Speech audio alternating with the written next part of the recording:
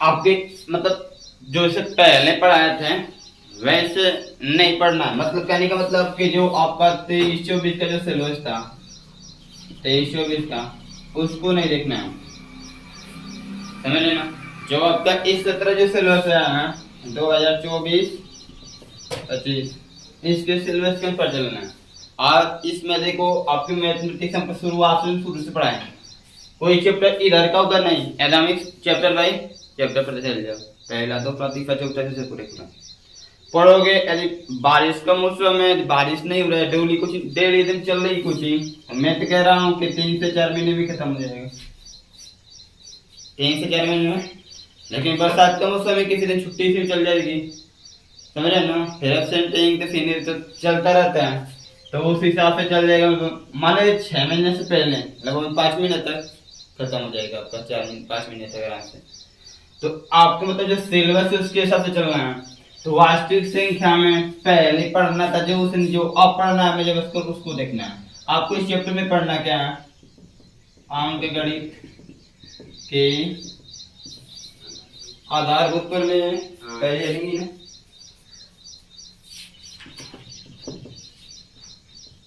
आधारभूत, ठीक है, ये आपको दिया, ठीक है। और दूसरा दूसरा क्या हो, दूसरा पढ़ लो अपरिमेय संख्याओं का पुनर्भ्रमण। अपरिमेय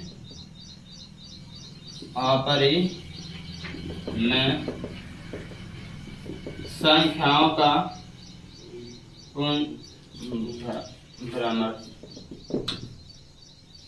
आपके यहाँ 2 चीज पढ़ना है इसमें, बस इस चैप्टर में ही पढ़ना है, इसके अलावा और कुछ नहीं। बस 2 एक्सरसाइज हैं, कितने, 2 एक्सरसाइज। और 2 एक्सरसाइज देखो एग्जाम में यहाँ से इम्पोर्टेंट क्या है। पहली तो बात है, आप लोग नाम सुने होंगे एलसीएम एचसीएफ का, सुने ना, वह चीज हमारे लिए इम्पोर्टेंट है। और दूसरी चीज आपको ये भी सुने होंगे, इस चीज के कर्णिवती का परमेय संख्या है, ये वाला थोड़ा कठिन होता है, और ये तुम्हें प्लस माइनस सॉल्व करके देता है, थोड़ा आसान होता है, बताइए होता है।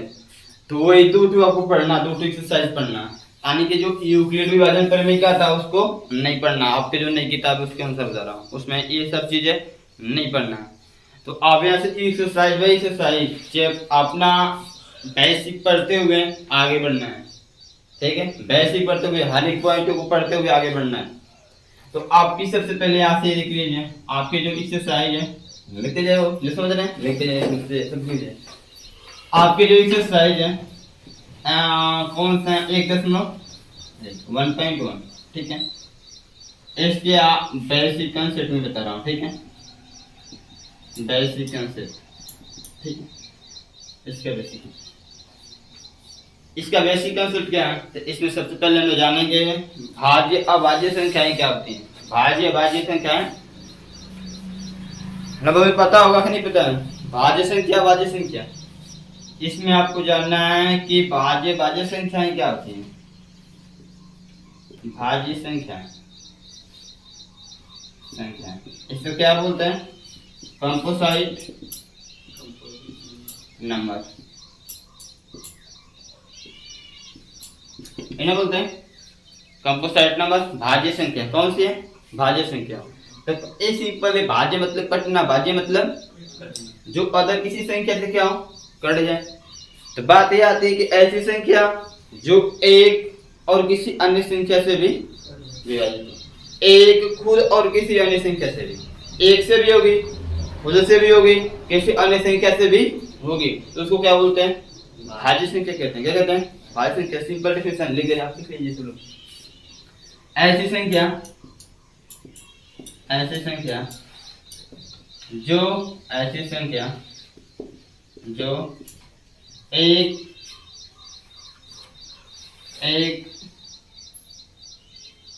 से और खुद के अलावा किसी अन्य संख्या से भी क्या हो, कटने का मतलब क्या होता है? विभाजित हो उसे भाज्य संख्या कहते हैं। उसे क्या कहते हैं? भाज्य संख्या कहते हैं। उसे क्या कहते हैं हम लोग? भाज्य संख्या कहते हैं, ठीक है ना। उससे भाज्य संख्या कहते हैं। इसमें एग्जाम्पल है, लिखते जाना ना, समझ में तक पूछ लेना, ठीक है। अब एग्जाम्पल देखेंगे तब समझ में आएगा ना। तो आपके याद देखो, प्राकृतिक संख्या 1 से शुरू होता है, 1 2 3 4 5 6 7 8 9 10, ठीक है। इसमें लिख लो। तो एक तो यहाँ पे छोड़ दो, एक का काम इसमें नहीं होता है। एक का काम, एक न तो भाज्य संख्या होती है, न तो अभाज्य संख्या होती है, न तो भाज्य संख्या न तो। इसके बाद देखो क्या लिखा है, एक से भी कटनी चाहिए। तो आपको पता है कि सभी संख्या एक से क्या होती है? कट जाती है, विभाजित होती है, पता है ना। खुद से, मतलब जो संख्या काटेगा वो खुद से तो कटेगा ही, तो सब सिंपल सी बात है। और किसी अन्य के अलावा किसी अन्य संख्या से भी, किसी अन्य संख्या से भी कटना चाहिए। 2 की मैं बात करूं तो 2 1 से कटेगा और 2 से कटेगा, किसी अन्य संख्या से, इसलिए यह भाज्य संख्या नहीं है। इसलिए भाज्य संख्या किसी अन्य संख्या से कटना चाहिए। यदि 3 की बात करेंगे तो यह 1 से कटेगा, 3 से कटेगा, किसी अन्य संख्या से। 1 से कट रहा है, खुद से कट रहा है, 1 से कट रहा है हो, तो 1 से कटेगा और खुद से कटेगा तो उसको अभाज्य बोलते हैं। क्या बोलते हैं? भाज्य नहीं बोलते हैं, क्या बोलते हैं? अभाज्य बोलते हैं। 4 की बात करूं तो यह 1 से भी कटेगा, 2 से भी कटेगा और 4 से भी, यानी कि जो 4 है वह 1 से कट रहा है, खुद से भी कट रहा है, लेकिन 2 से भी, इसलिए इसको क्या बोलेंगे? भाज्य। क्या बोलेंगे? सबसे छोटी भाज्य संख्या कौन होगी? 4 होगी। कौन होगी? 4। अरे 5 की बात करो तो 5 किससे कटेगा? 1 से कटेगा और ये भी भाज्य नहीं होगा। 6 की बात करो तो 6 1 से और 6 से कटेगा, लेकिन 3 से भी कटेगा, 2 से भी, तो किसी अन्य संख्या से कट रहा है ना, 3 और, तो ये भी क्या है? भाज्य संख्या है। क्या है? यानी कि इस प्रकार से आप एग्जांपल में क्या लिख सकते हैं? इस पर 2 एग्जांपल में क्या लिख सकते हो? कहां से शुरू है? 4 से। कहां से? 4 से। डेफिनेशन लिख रहे हैं। 4 होगा, 6 होगा, 7 तो नहीं होगा, 7 तो 1 से कटेगा और 7 से कटेगा। 8 होगा, 9 होगा, 10 होगा, 11 होगा, 11 1 से कटता है और खुद से कटता है। कौन होगा? 12 होगा, 13 नहीं होगा, 14 होगा, 15 होगा, 16 होगा, 17 नहीं होगा, 18 होगा, 19 नहीं होगा, 20 होगा। क्या होगा? 20।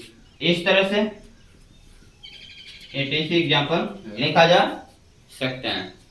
समझो? इस तरह से सबसे क्या, तो यहाँ पर देखो, यहाँ पर कुछ सीखने की चीज है, यहाँ पे कुछ सीखने की चीज है, देख लो। यहाँ पे ध्यान से ध्यान देखना है। एग्जाम में अक्सर ऐसे क्वेश्चन आते हैं, सब जो हम लोग छोड़ देते हैं, नहीं ध्यान देते हैं फोकस। आप पूछ सकते हैं सबसे छोटी भाज्य संख्या, सबसे छोटी, यहाँ पे देखो, यहाँ पे नोट करना। आदि कोई आपसे पूछे कि चलो बताओ सबसे छोटी भाज्य संख्या क्या होता है? वो क्या होता है? 4। क्या है? ठीक है, ये नोट पे पहली पॉइंट, ठीक है, सही बात है। सबसे छोटी सबसे पहले हो जाता ना। दूसरी पॉइंट, सबसे छोटी समभाज्य संख्या। समभाज्य कौन होगा? वो सम, सम मतलब जानते हैं 2 से कटे, जो 2 से कौन घट तक नहीं करते हैं, तो सबसे छोटी समभाज्य संख्या भी कौन होगी? 4 ही होगी। कौन होगा? 4। वाक नहीं होगा। लेकिन यदि आपसे पूछा जाए कि सबसे छोटी विषम भाज्य संख्या, विषम भाज्य संख्या क्या होगी? तो देखो, विषम कौन संख्या है? ये 2 से कटता है, 2 से कटता है, ये 2 से नहीं कटते हैं। 6 4 6 8 2 से कटेगा ना, तो जो सम होगा क्या होगा? सम। लेकिन 9 2 से कटता है, नहीं ना, तो विषम होगा। क्या होगा? तो सबसे छोटी विषम भाज्य संख्या कौन होगी? तो यहाँ से तक 3 क्वेश्चन हो रहे हैं कि नहीं हो रहे? कंप्लीट बताइए, हुआ कि नहीं हुआ? बात आती है यदि एक की, तो एक न तो भाज्य होता है, न तो अभाज्य होता है, न तो भाज्य होता है, न तो। ये बात को नोट करो जल्दी से, ये पूरी बात नोट करो।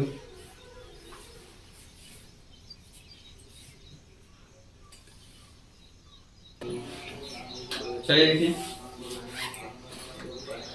इसके बाद दूसरा भाज्य संख्या।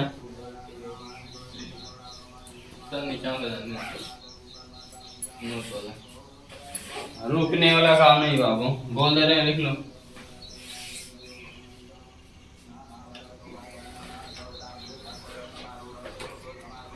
अपने में से यहाँ पर लिखो ना, वह किसी खुद से कटे, एक से कटे किसी अन्य संख्या से भी घटनी चाहिए। और आय जो ये छोटा सा चीज है, तो अपने में सबसे छोटी सबसे बड़ी विषम संख्या, यदि बड़ी पूछे तब क्या करोगे जी? बड़े के लिए अनंत तक जाएगा सर। कौन बताएगा उसके? अनंत तक जाएगा। वो अनंत तक जाएगा। Yes sir. फिर रोबोट जाके पूछ रहा है ना। रोबोट। हाँ देखिए उन्होंने रजनीकांत रोबोट बनाया ना, पढ़ता है किताबें से वही बताएगा ना। वही बताएगा ना कि सबसे बड़ी विषम चाहे समभाज्य संख्या क्या हो गई। छोटी की बात हो तो छोटी तुमने देख लिया थी, बड़ी की बात आएगी तो। दूसरा अभाज्य संख्या।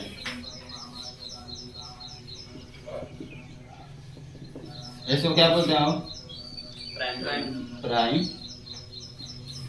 नंबर, संख्याएं नंबर। ये क्या होता है? ऐसी संख्या जो एक से कटे और खोजे से कटे, उसको क्या बोलते हैं? प्राइम नंबर बोलते हैं। लिख लेना पड़ता है। ऐसी संख्या जो एक और खोजे से विभाजित हो। खुद कटने का मतलब विभाजित होना, क्या होना? खोजे से विभाजित हो, उसे इसी क्या बोलते हो? अभाज्य संख्या कहते हैं। अभाज्य संख्या कहते हैं। सिंपल क्वेश्चन है। अब बात है कि देखना है सर जी कौन हो सकता है कौन नहीं हो सकता है। तो ये बताओ, एक तो होगा नहीं, एक ने तो भाज्य होगा ना, तो चलो शुरू करते हैं। दो पे दो किससे कटता है? एक से कटेगा, दो से कटेगा, किसी अन्य नंबर से कटेगा नहीं ना। तो यहाँ पे पहला एग्जांपल तो दो के बाद तीन है, तीन भी है, तीन एक से कटेगा और तीन से कटेगा किसी अन्य संख्या से। बात है चार की, तो चार एक से भी कटता है, चार से भी कटता है, लेकिन इस दोनों को छोड़कर दो से भी कटेगा, इसलिए भाज्य संख्या होगा, भाज्य संख्या नहीं होगा। इसके बाद 5 हो जाएगा, क्या हो गया? 7 होगा, 11 होगा, 13 होगा, 11 13 17 19, ये इस तरह से 18। ठीक है, यानी कि जो दो है बता दे रहे हैं कि इनमें अब से जितनी भी संख्या लिखोगे सब भी सम रहेगा। क्या रहेगा? यदि कोई पूछे कि अभाज्य संख्या में सम संख्या की संख्या कितनी होती है, तो बस एक सम संख्या आता है, जिसका नाम क्या है? दो। बस एक सम संख्या आता है, यानी सबसे छोटी सम संख्या 2 है और सबसे बड़ी सम संख्या भी क्या है? 2 ही है। बात समझ रहे हो? सबसे छोटी सम संख्या भी क्या है? सबसे छोटी सम अभाज्य संख्या भी 2 है और सबसे छोटी विषम अभाज्य संख्या भी, विषम बोल रहा हूं, सबसे बड़ी क्या बोलते हैं? सम अभाज्य संख्या भी क्या है? 2 है। छोटी बड़ी अभाज्य संख्या सम में कौन होगा? 2। कौन होगा? लेकिन आज विषम की बात करता हूं तो सबसे छोटी विषम अभाज्य संख्या 3 होगी, सबसे बड़ी तो कहां तक जाएगा उसकी कोई लिमिट सीमा नहीं है। यहाँ पे से नोट लिख लेना, ठीक है? क्या चीज? सबसे छोटी अभाज्य संख्या, अभाज्य संख्या क्या होता है बाबू? 2 का क्या होगा? नोट पॉइंट 1 हो गया। नोट पॉइंट 1 में लिखे, क्या लिखेंगे? 2 करने में सबसे, नोट पॉइंट में क्या लिख सकते हैं? सबसे छोटी समभाज्य संख्या, ये सबसे छोटी पूछे या फिर बड़े पूछे, चाहे छोटी चाहे बड़े, सबसे छोटी या बड़ी क्या चीज? सम अभाज्य संख्या कितना होगा अब? ये भी 2 ही होगा। क्या होगा? होगा कि नहीं होगा? यदि आपसे पूछे कि सबसे छोटी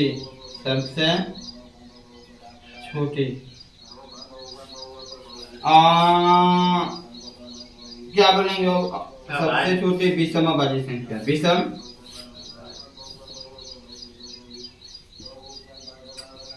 अभाज्य संख्या कितना होगा? 3। क्या होगा? ये होगा ना? इतना कंप्लीट है ना? इतने कंप्लीट है। लिख लो, लिख लिया। सबसे नीचे यहाँ लिख लेंगे क्या चीज? एक न तो भाज्य संख्या है और न ही अभाज्य संख्या है। ठीक है, एक न तो भाज्य संख्या है और न ही अभाज्य संख्या। ये बात लिख लेना। यहाँ से मतलब भाज्य भाज्य संख्या के लिए हो गया फाइनल। समझ रहे हो ना? भाज्य और भाज्य संख्या क्या हुआ? फाइनल हुआ कि नहीं हुआ? यदि आपसे पूछे 100 अभाज्य संख्या वो प्राइम नंबर, ये क्या होता है?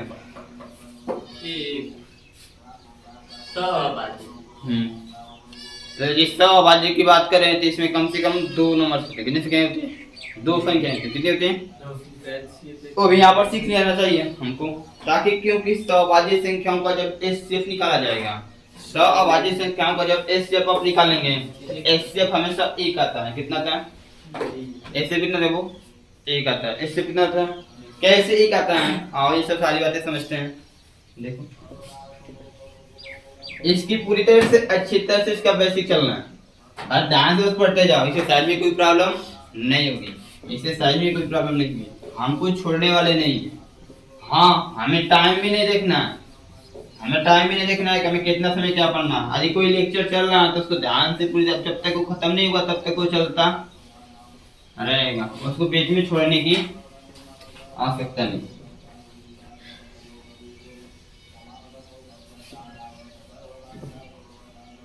अब यहाँ से शुरू देखो, यहाँ से भी सीख लो। 100 अभाज्य संख्या को प्राइम नंबर, ठीक है। ये क्या होता है? आओ देखो एग्जांपल की मदद से समझ लेते हैं। हटाएं, कोई दिक्कत नहीं इसमें देखो एग्जांपल है, परिभाषा देने के बाद तो अच्छी बात रहती, बोलेगा नहीं। ऐसी 2 संख्याएं जिनका एचसीएफ ज्ञात करने पर कितना आता है? 1 आता है। उसको क्या बोलते हैं? सहभाज्य संख्या बोलते हैं। क्या बोलते हैं? लिख लीजिए, लिख दे रहे हैं, बोलते हैं। ठीक है, ऐसी 2 संख्याएं, ऐसी संख्याएं जिनका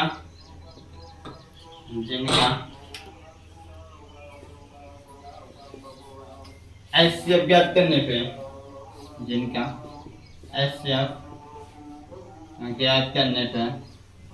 ज्ञात करने पर 1 प्राप्त हो तो उसे 100 अभाज्य संख्याएं कहते हैं। क्या कहते हैं? 100 अभाज्य संख्याएं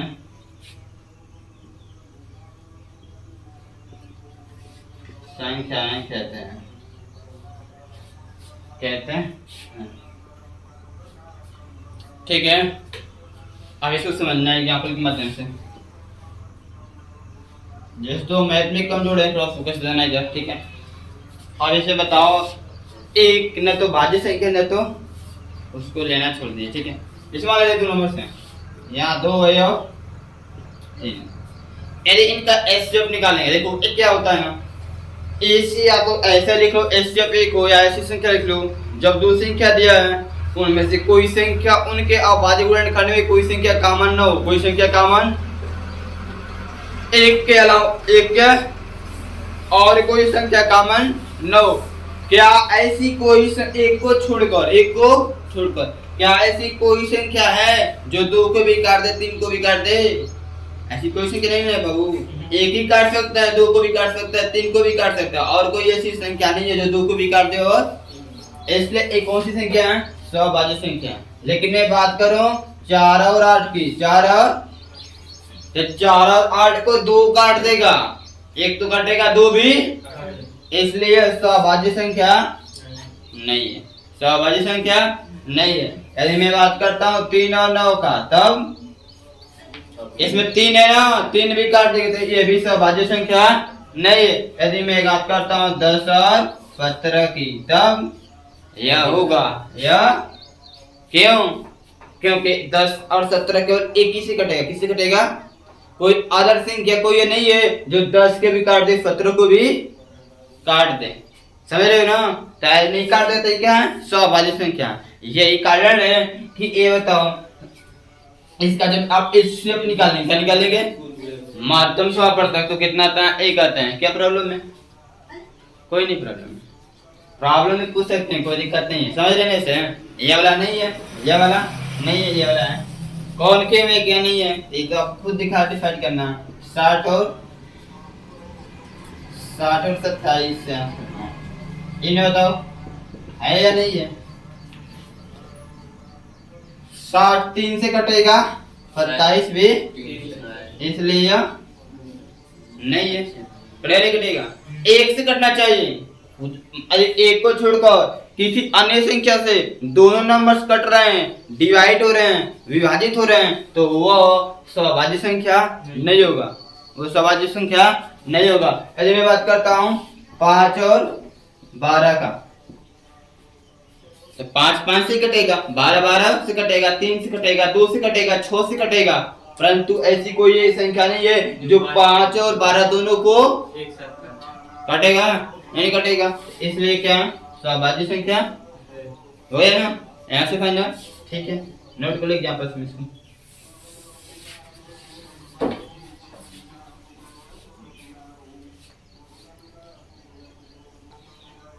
ये बताओ कि कोई पूछे कि किसी संख्या के गुणनखंड, किसी संख्या के गुणनखंड क्या होता है? Factor of a number. क्या बताएंगे आप? बताइए इसी क्या फैक्टर ऑफ अ नंबर, किसी संख्या के गुणनखंड से आप क्या समझते हैं? उसको बोलिए। ऐसे दो भागों में तोड़ना जिसे पूरा करने पर वही संख्या प्राप्त हो। हाँ, कर यदि कोई संख्या है उसको कोई संख्या पूर्णतः क्या करें? विभाजित कर दें, यानी कि काट दें, तो जो विभाजित करने वाली संख्या है, विभाजित होने वाली संख्या का एक गुणनखंड कहलाता। जैसे मान लेते हैं 10 से, 10 को एक संख्या 2 5 बार में पूरा का पूरा क्या होगा? तब बोल देंगे कि 10 को 2 पूर्णतः विभाजित कर रहा है, इसलिए 2 10 का एक गुणनखंड बोलेंगे ना। तो इसी को बोलना है, लिखना है। कैसे लिखेंगे? कि दी गई संख्या, देखो इसी से क्या होगी? यदि किसी संख्या को कोई संख्या पूर्णतः विभाजित कर दे, तो दी गई संख्या, किसी संख्या को कोई संख्या पूर्णतः विभाजित कर दे तो क्या होता है बताओ? तो विभाजित करने वाली संख्या, ये विभाजित कर दी दोनों, तो विभाजित करने वाली संख्या विभाजित होने वाली संख्या का एक गुणनखंड कहलाता है तो विभाजित करने वाली संख्या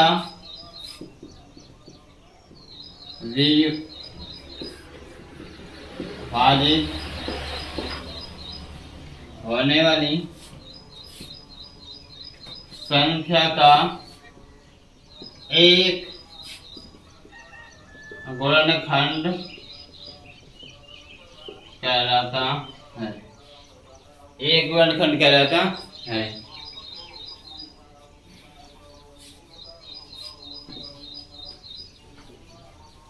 बात समझ रहे हो क्या लिखा गया है? जैसे कि आपकी एग्जाम्पल बात करूं, जैसे देखो ये इजी में सीख जान को दो, देखो दो 10 को पूर्णतः विभाजित करता है, विभाजित करता है। बताओ सही बात है गलत बात है? ये एग्जाम्पल दो 10 को पूर्णतः विभाजित करता है, यानी कि जो दो दो है, दो क्या करेगा 10 को काट देगा। क्या करेगा? कटेगा नहीं कटेगा। तो इसका मतलब क्या है? इसका मतलब क्या है? इसका मतलब 10 का एक गुणनखंड कितना है बाबू? 2 होगा, नहीं ना? ये नहीं बताओ, दो 10 को क्या करता है? पूर्णतः विभाजित करता है, मतलब 2 से 10 में भागने पर काट दे रहा है। क्या कर रहा है? तो जो इसका मतलब है क्या? इसका मतलब है कि जब 10 है, जब 2 से कट दे रहा है, इसका मतलब 10 का एक गुणनखंड कितना है? 1 है। या फिर आप लोग लिखेंगे 10 का गुणनखंड कैसे लिखते हैं? ऐसे लिखते हैं। कैसे लिखते हैं? नहीं होगा, पूरा खड़े पाएगा नहीं का। इसको बोलते हैं अभाज्य गुणनखंड। क्या बोलते हैं? ऐसी संख्या जो भी रहेंगी सब अभाज्य संख्या रहेंगी। क्या रहेंगी? अभाज्य संख्या। उनको कभी काट नहीं सकते, उनको कभी काट, इसलिए इसका नाम आप लोग सुन रहे होंगे। जब ये ऐसे लिखा जाता है गुणनखंड करते थे, इसको बोलते हैं अभाज्य गुणनखंड के लिए। अभाज्य गुणनखंड। अभाज्य गुणनखंड का नाम क्या है? अभाज्य गुणनखंड का मतलब जितनी भी संख्या रहेंगी सब अभाज्य संख्या रहेंगी। कैसे? क्योंकि कोई जो संख्या रहता है उसको दो भागों में तोड़ा नहीं जा सकता। वो किसी एक से कटेगा, किससे कटेगा? किसी अन्य संख्या से नहीं कटता है। समझ रहे हो? ऐसे इसको बोला जाता है अभाज्य गुणनखंड। क्या बोला जाता है? तो ये तो सिंपल हो गया, कोई दिक्कत है नहीं, बता सकते हैं। 5 चीज है। मैं एक जो इतना हेडिंग की तामा पे दिया है, कितना दिया टोटल, एक तरफ से अच्छी तरह से बता रहा हूँ, कुछ छोड़ने वाले काम नहीं है इसमें। टोटल कंप्लीट जितना किताब दिया कुछ नहीं छूटेगा। यहाँ से लिखिए इसको।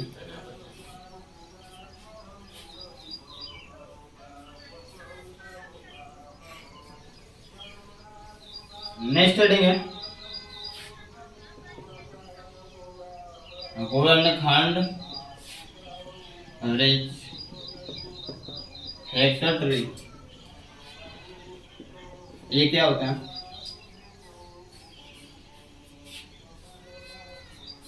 ये क्या होता है सर? हाँ वही होता है। जैसे 10 है, 10 को आप ऐसे काटते हैं, 2 5 5 का, तो हमारा अभाज्य गुणनखंड की विधि हो गई। अब इसी विधि को क्या ब्रिज के रूप में लिखना? ब्रिज के रूप में। ब्रिज का मतलब क्या? ब्रिज में क्या होता है? कंचे से कंचे निकलता है ना। हाँ वही काम करना है। ब्रिज के रूप में लिखने क्या करेगा? गुणनखंड ब्रिज कहलाता है। समझ रहे हैं बात को? जैसे यहाँ पर देख लो, हाइट परिभाषा हो गया सबका, हो गया सब, हुआ बने।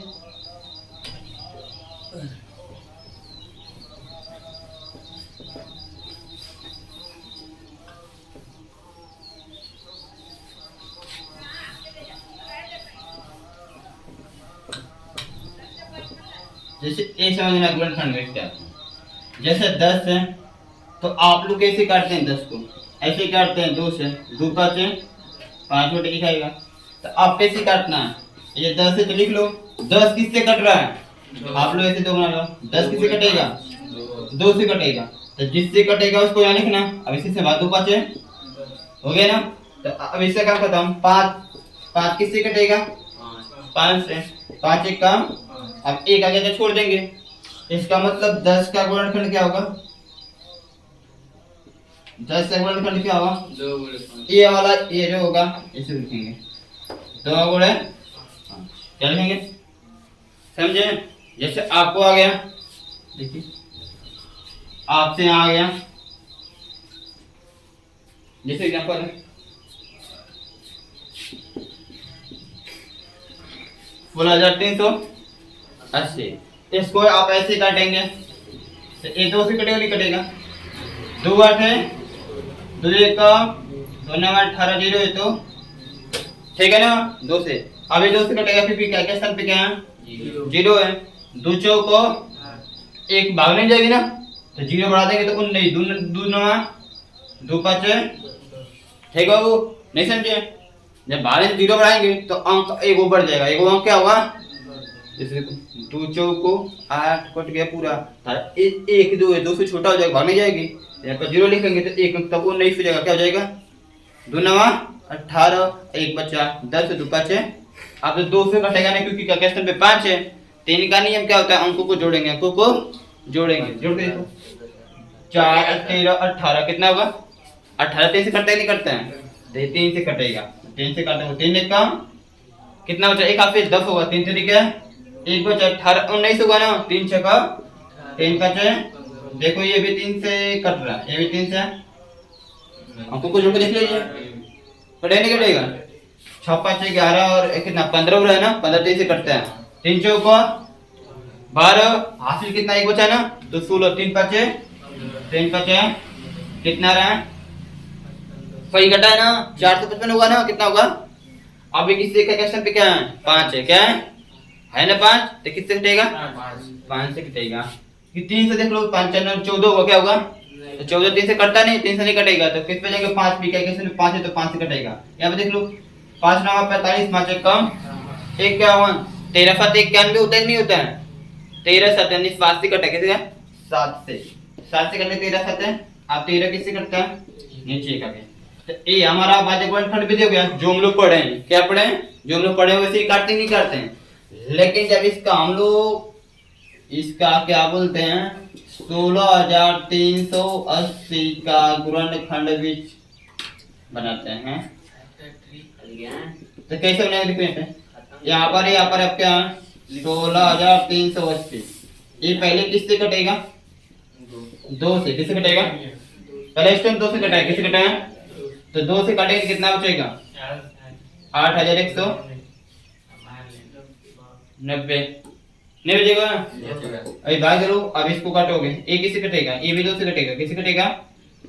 2 से। 2 चौक 8 0 2 9 18 2 5 ये 3 से कटेगा, किससे कटेगा? 3 से। 3 से कितनी बार कटा देखो ये वाला 3 एक कम 3 3 तरीका 9 3 6 18 3 5 ये अभी 3 से कट रहा है, किससे कट रहा है? 3 से। कितने बार कटा है? 3 से 400 और 455 किससे कटेगा? 5 से। कितना आएगा? 91, क्या आएगा? 91 7 और अब चाहे तो 13 को काट सकते हो 2 भाग में, अच्छा छोड़ दो कोई दिक्कत। यहाँ से ये जो हो गया आपका ये हो गया आपका गुणनखंड, क्या हो गया? अब आज एक गुणनखंड क्या हो गया? अब आपके चैप्टर में ऐसे भी कर सकते हैं, ऐसे भी अब नाम लेकर बोल दिया गुणनखंड बेच बनाकर गुणनखंड करो तो ऐसे करेंगे, जब नाम नहीं लिया है तो ऐसे कर लो, कोई दिक्कत? दोनों में जानना है ना नहीं जानना है? तो अब इसको लिखना है तो आप यहाँ पे लिख सकते हैं, तो यहाँ पर क्या लिखेंगे 16,380 को हम क्या लिख सकते हैं 2 गुणे 2 गुणे 3 गुणे 3 गुणे 2 को 2 है 2 को 3 है 5 गुणे 7 गुणे ये लिखेंगे ना। तो जब भी आप गुणनखंड लिखेंगे तो घात के रूप में लिखेंगे, 2 को बार है 2 बार है, कब बार है? इसको 2 के पावर 2 लिखे ना, 2 के पावर 2 को मतलब 2 गुणा के रूप में कब बार है? 2 बार है। 3 को बार 2 बार तो 3 के पावर 5 एक बार तो 5 डाल लेंगे, 7 एक बार है 7 13 एक बार है तो यानी 16,380 को क्या लिखेंगे? इस रूप में लिखेंगे। ऐसे घात के रूप में लिखने से क्या होगा? आपको एस स्टेप निकालने में आसानी होगी, एस स्टेप निकालने में क्या होगी? आसानी होगी, ठीक है बाबू? ऐसे लिखेंगे तो ऐसे तो कठिन तो है नहीं, परिभाषा लिखना चाहेंगे तो क्या लिखेंगे? किसी संख्या को गुणनखंड को क्या एक एवरेज के रूप में लिखना है, क्या रहता है, गुणनखंड एवरेज कहलाता है, गुणनखंड फैक्टर भी कहलाता है। ठीक है ना, यहाँ पे लिख दे रहा हूँ, लिख लीजिए, उतार लीजिए यहाँ पर से। कैसे किसी संख्या के गुणनखंड को ब्रिज के रूप में लिखना ही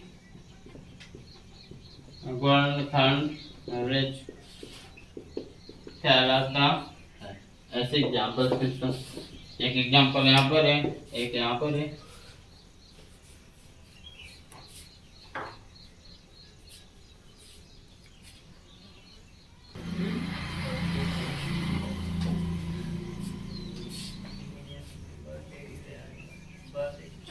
यहाँ तक तो कोई ये सब बेसिक है, ठीक हो। इस पहले से साइड का बेसिक थोड़ा कठिन है, बाकी सबका सिंपल।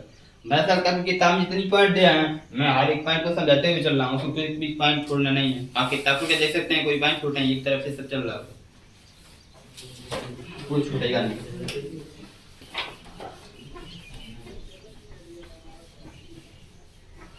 क्योंकि मेरा टारगेट है मैथ साइंस में, कोशिश है ऐसा आप लोग भी कोशिश कीजिए।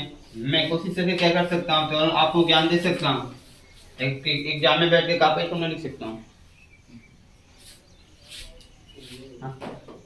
इतना लाने की कोशिश कीजिए, तो 30 नंबर प्रैक्टिकल्स हो जाएगा। इसका मतलब 70 में 70 तो ला सकते हैं। नंबर नहीं, मैथ साइंस में एम सब्जेक्ट का इतना ला सकते हैं, तुम टोटल कंप्लीट नंबर ला सकते हो। देख लो, पढ़ा रहा हूँ, कोई पेपर उठा कर देख लो, ना पढ़ाए कैसे तुम, इतना कठिन सवाल तो नहीं, उससे कठिन पढ़ा चुके हैं, सिर्फ कुछ दिया है, कोई पेपर उठा के देख लो। मैथ साइंस में 70 में 70 पहले का प्लेट। अच्छा, अब तो अब आपसे यही कोई पूछते हैं कि जो हम लोग कहे अंक गणित के आधार भूतपर में क्या होता है, हाँ, the fundamental theorem of arithmetic.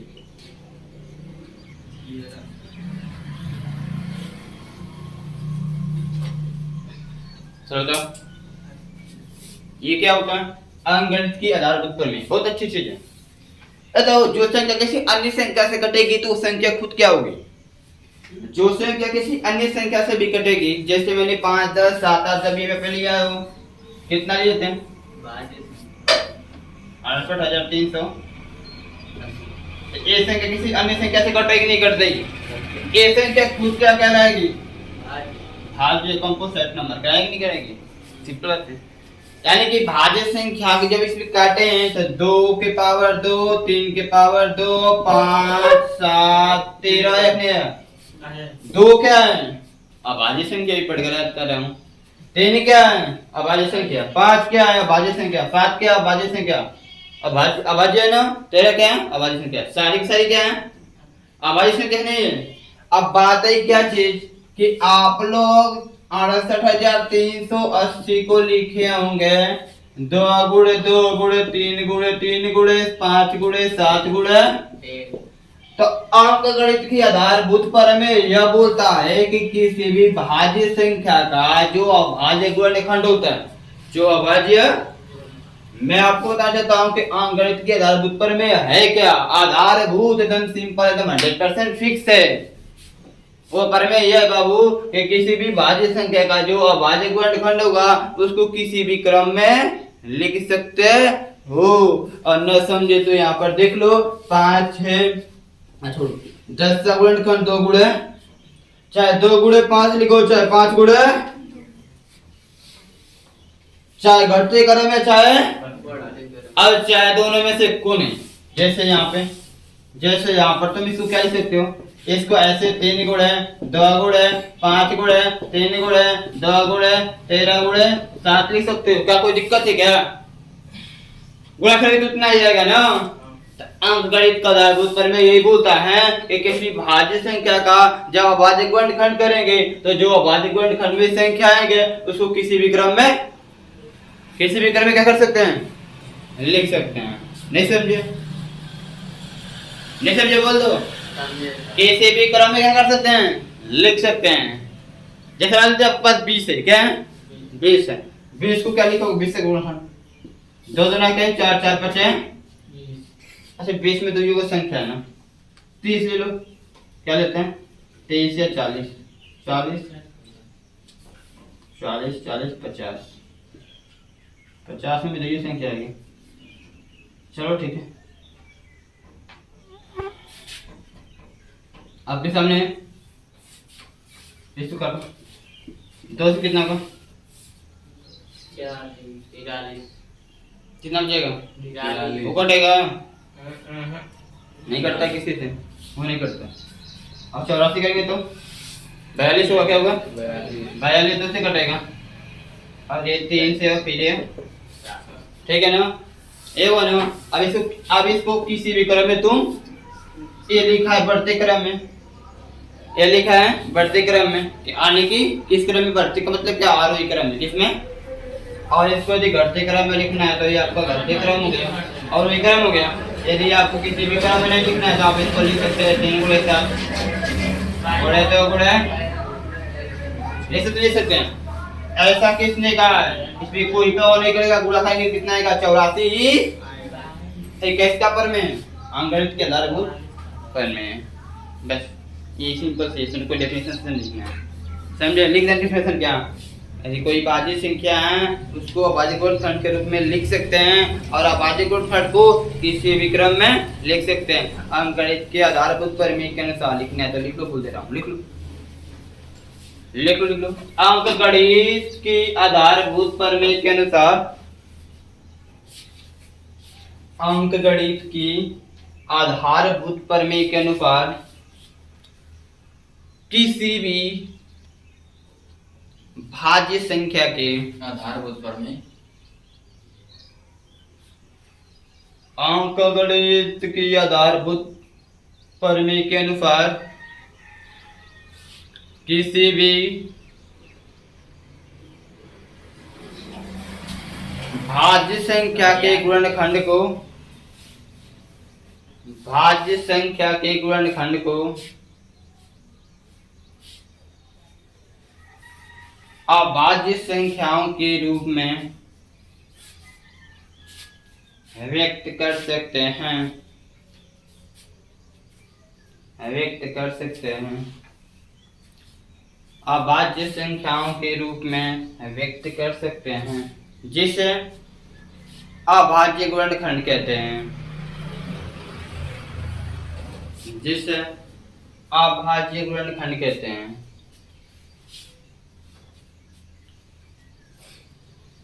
इन अभाज्य गुणनखंडों को, इन अभाज्य गुणनखंडों को आप किसी भी क्रम में, इन अभाज्य गुणनखंडों को आप किसी भी क्रम में लिख सकते हैं, लिख सकते हैं।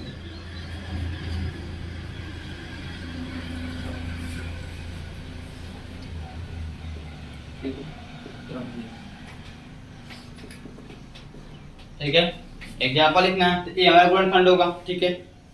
प्रमेय का फर्क क्या होगा, किसी भी क्रम में लिख लो, कोई दिक्कत नहीं है। यहाँ पर एक एग्जाम्पल हो जाएगा, एक एग्जाम्पल यहाँ पर हो जाएगा, लिख लीजिए ठीक है।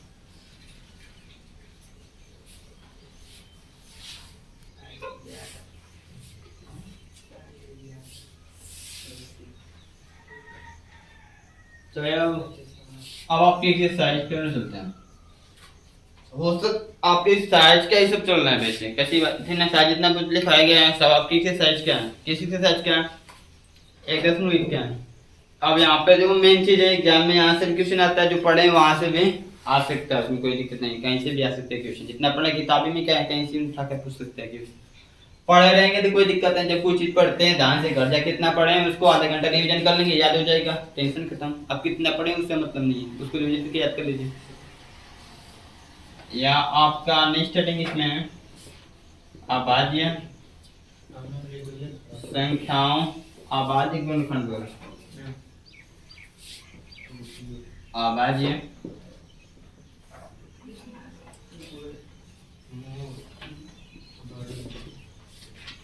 गुणनखंड द्वारा हैसियत तथा एलसीएम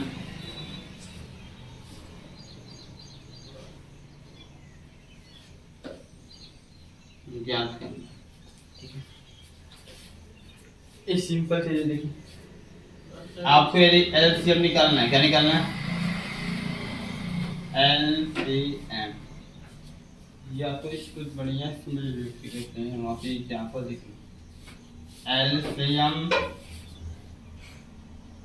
एचसीएम, एक काम करना, देखो इधर सबसे पहला काम क्या है?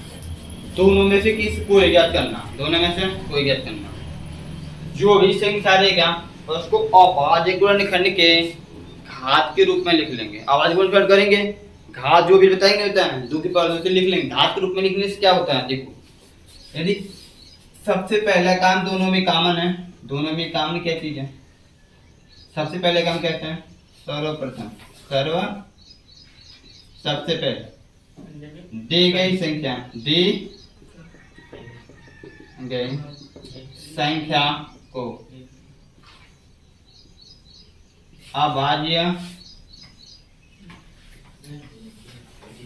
गुणनखंड, अभाज्य गुणनखंड के घात के रूप में लिख लेते हैं।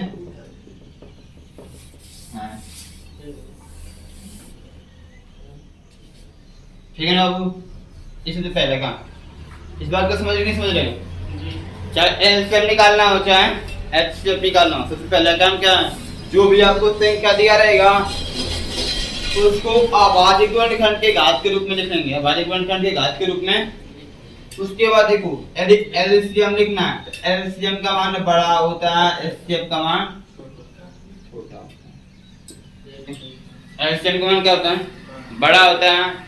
आप मतलब समझने के लिए भूलेगा नहीं, बस उसे बताऊं। एलसीएम नाम है लोवेस्ट कॉमन फैक्टर और मल्टीप्लाई होता है।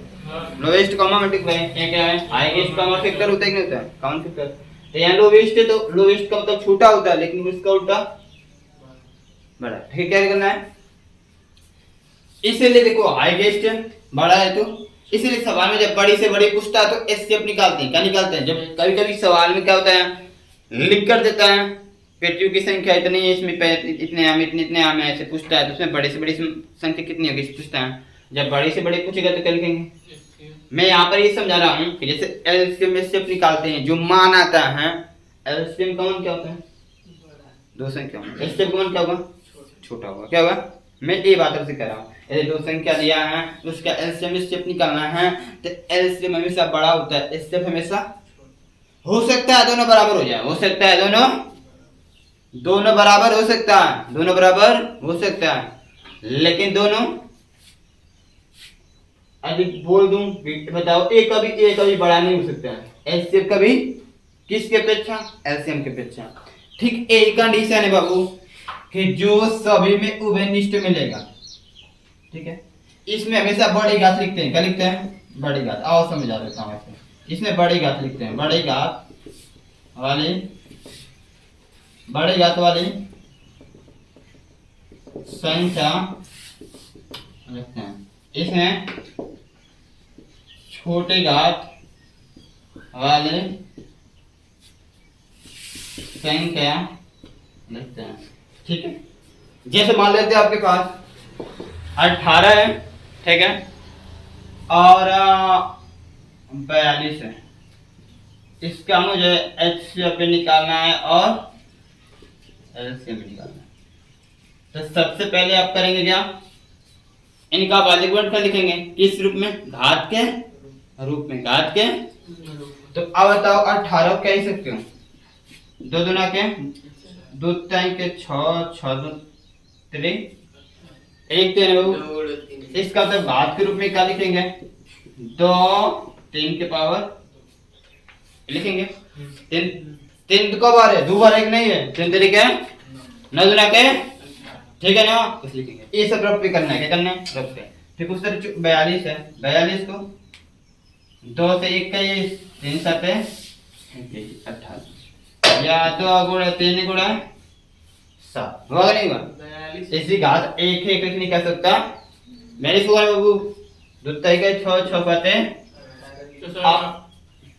42 लिखिए, 18 लिखिए, 42 है ऊपर ऊपर ऊपर जो गुणन उसमें इसमें, अच्छा इसमें चलो। अब यहाँ से तुमको एलसीएम निकालना है, क्या निकालना है, तो एलसीएम में पहले कॉमन लिखेंगे, जो कॉमन मिलेगा ना उसमें बड़ी घात वाला लिखेंगे। क्या लिखेंगे, कॉमन कौन है, 2 है और कौन है, इनमें से बड़ा कौन है, दोनों बराबर है, तो तोल लो, दोनों बराबर है तो इसकी घात कुछ नहीं तो 1 है। इनमें से कौन लिखे, ये वाला कि ये वाला, तो बड़ी घात वाला। एलसीएम में क्या लिखते हैं ऐसा, बड़े घात वाला, क्या लिखेंगे, बड़े घात वाला। तो बड़े घात वाले कौन हो, 3 की पावर 2। और एलसीएम में लिखिए चीज तना, पहले कॉमन में घात 1 का लिख लेते हैं, उसके बाद जो छोटा रहता है उसको भी लिखते हैं, जो कुछ छोटा है उसको भी लिखते हैं। क्या छोटा है हमारे यहाँ, 7। क्या छोटा है, अब इसका गुणा करेंगे, तो इसका गुणा करेंगे तो क्या होगा, देखो 2 है तो 2, 3 तरीके है 9 फते 63, कितना होगा 9 फते 63, 3 दूना के 6, 6 दूना के 100 हुआ नहीं वो, ठीक है। उसी तरीके हमको इससे निकालना है, क्या निकालना है, तो जो कॉमन मिलेगा उसमें से छोटी घात वाला नंबर लिखेंगे। क्या लिखेंगे, छोटी घात वाला, कौन लिखेंगे, तो 2 मिल रहा है कि नहीं मिल रहा है, तो इसमें छोटी बड़ी तो चलने से इसकी भी घात 1 इसकी भी घात, तो इसमें दोनों में इसको 1 लिख लेंगे बस, कोई दिक्कत नहीं। ये दोनों में भी मिल रहा है, तो इनमें से कौन लिखेंगे, छोटी घात वाला, तो ये तो बड़ी घात वाला, ये तो 3 के पावर 1 का मतलब 3, 3 के पावर 1 का मतलब ऐसे सी अपने कॉमन मिलना चाहिए, जो कॉमन नहीं मिल रहा है उसको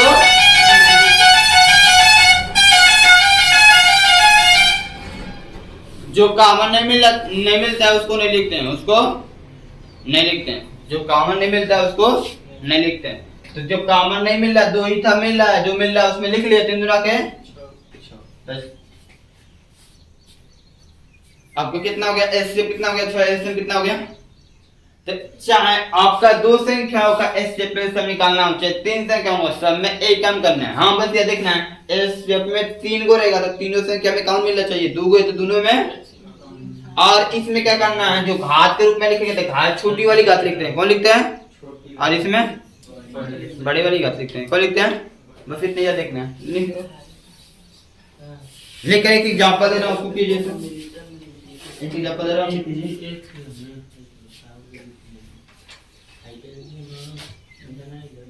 26 76 120 पहला एग्जांपल है, 26 का। दूसरा एग्जांपल है 72 120 72 120 2 है। क्या निकालना है इसका, एलसीएम और एचसीएफ निकालिए, नोट निकालिए।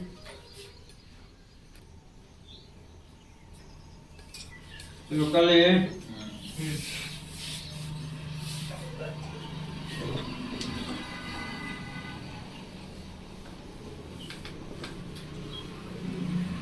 ये आपका दूसरा उदाहरण है, ये आपके बुक में तीसरा उदाहरण है, ये दूसरा तीसरा है।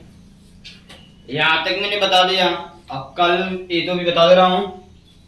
घर से चौथा पांचवा छठवां सातवां जितना उदाहरण दिया है उसको अपने मन से लगा कर आइएगा, समझ नहीं आएगा कल बताकर इसे सही बताऊंगा, ठीक है। उतना करना है। इसमें निकाले वो कि नहीं निकाले, 6 को क्या लिखेंगे, 2 गुणा और 20 को 2 दूना के 4 4 5 20 घात के रूप में लिखेंगे ना, 2 दूना के 4 4 5 यदि एच से अपनी निकालना होगा तो पहले कॉमन देखेंगे, कॉमन क्या आता है, कॉमन में केवल क्या है, तो एच से अपनी क्या कॉमन जो होगा उसमें कौन से लिखेंगे, छोटी घात क्या लिखेंगे, तो यहाँ 2 के पावर कुछ नहीं 1 है, 2 की पावर 2 है, छोटा कौन होगा, 2 की पावर 2 की पावर 1 तो 2 की पावर 1 का मतलब 2, और तो कुछ मिलेगा नहीं। इसका एचसीएफ 2 हो गया, इसका एचसीएफ, और एक कॉमन मिल रहा है, 3 की बात है। जो नहीं मिलता है देखो एचसीएफ में जो कॉमन मिलता है, जो दोनों में मिलेगा वही लिखेंगे, जो छूट रहा है उसको छोड़िए, उससे मतलब नहीं रखते हैं। बात है इसके एलसीएम की, तो जो पहले मिल रहा है जो कॉमन मिलेगा उसमें कौन सी बात लिखेंगे, बड़ी वाली। कौन वाली? तो कॉमन 2 मिल रहा है, 2 में बड़े का 2 की पावर 1 है, 2 की पावर 2 है, 2 की पावर 2 बड़ा है। अब जो बच रहा है जो नहीं मिल रहा है उसको भी लिखते हैं। क्या बचा है? 3 बचा है और 5, 2 दूना के 15 बचा, 15 चौको 60, कितना होगा? इसका 60 हुआ नहीं हुआ? यहाँ पे 6 को लिख सकते हैं 2 गुणा 3, 6 को लिख सकते हैं 2 गुणा 3, और 72 लिखा है। 2 से काटे कितना होगा? 36, फिर 2 से काटेंगे तो 18, 18 2 से कटेगा ना, तो 3 2 की पावर 3 9, और 3 की पावर 2 की पावर 3 का 2 गुना के 4, 4 गुना के 8, 3 तरीके ना 8 9, ठीक है ना। 2 के पावर 3, 3 के पावर 2, 72 का गुणनखंड हो जाएगा। 2 गुणे 2 गुणे 2 गुणे 2 गुणे 2 गुणे 2 और गुणे 3 गुणे 3 गुणे 3, 120 लिखा है। क्या लिखा है? 120 में 2 दूना के देखो इसमें लिखा होगा 2 से कटेगा 60 होगा, 60 भी कटेगा, 30 भी कटेगा, तो 2 की पावर 3, 2 की पावर 2 से काटेंगे 60 होगा, कितना होगा? नहीं समझ रहे बाबू? 2 से 60 होगा और 60 का 30 होगा, 30 से 15, 15 15 3 5 15, 3 गुणे 5, 3 गुणे 8, 8 5 40, 40 तक के 120 हो जा रहा है, ठीक है। अब यहाँ से देखो यदि आपको क्या निकालना है, एचसीएफ निकालना है, तो जो तीनों में कॉमन होगा संख्या उसको देखेंगे। तीनों में कॉमन कौन है? 2 भी है और 3 भी। तो आप देखो एचसीएफ में क्या कॉमन होगा उसको पकड़ लो, उसके बाद क्या होगा? छूटी का देखना है, क्या देखना है? छूटी का। तो 2 के पावर 3, 2 के पावर 1 और 2 के पावर 3 में छूटी कौन होगा? 2 के पावर 1 2 के पावर 3, 2 के पावर 1 का मतलब 2, ठीक है। 3 के पावर 1, 3 के पावर 2 और 3 में छूटा कौन होगा? 3 के पावर 1 3। और जो बचा कुछ अभी है, तो बचा कुछ इसमें लिखते हैं नहीं, जो कॉमन होगा वही लिखते हैं। तो 3 गुना के, इसका मतलब एचसीएफ कितना हो गया? बात आती है एलसीएम की। एलसीएम में भी इसी तरह करना है, जो पहले सेम कॉमन होगा उसमें बड़ी घात बस लिखते हैं। क्या लिखते हैं? और अंत में जो बचा रहता है उसको भी लिख देते हैं। तो यहाँ पर देखो इनमें से बड़ी घात क्या होगा? 2 की पावर 3। इनमें से बड़ी घात 3 के पावर क्या बचा? ये होगा 8, 8 5, ये देखो 2 के पावर 3 का मतलब 3 के पावर 2 का मतलब, ये देखो 8 5 40 गुणे 9, 9 चौको 36, 360, कितना हो जाएगा? 360। आपके कितना होगा? ऐसे 300। तो यहाँ तक फाइनल आप लोग के पास किताब होगा तो देख लो आपकी किताब में कितने उदाहरण दिया है। आपकी किताब में उदाहरण दिया टोटल 11 टोटल दिया है, जिसमें तो 3 हो गया, बचा फोटो 8 फोटो बचा। इसी तरह एग्जाम्पल्स है, चाहे वो भाज्य संख्या पूछा होगा, चाहे भाज्य संख्या पूछा होगा, जो कुछ भी पूछा होगा, ठीक है ना। 8 उदाहरण है, उसको घर के लिए आपको होमवर्क है, आप करके आ जाएगा, नहीं आएगा हम बता देंगे।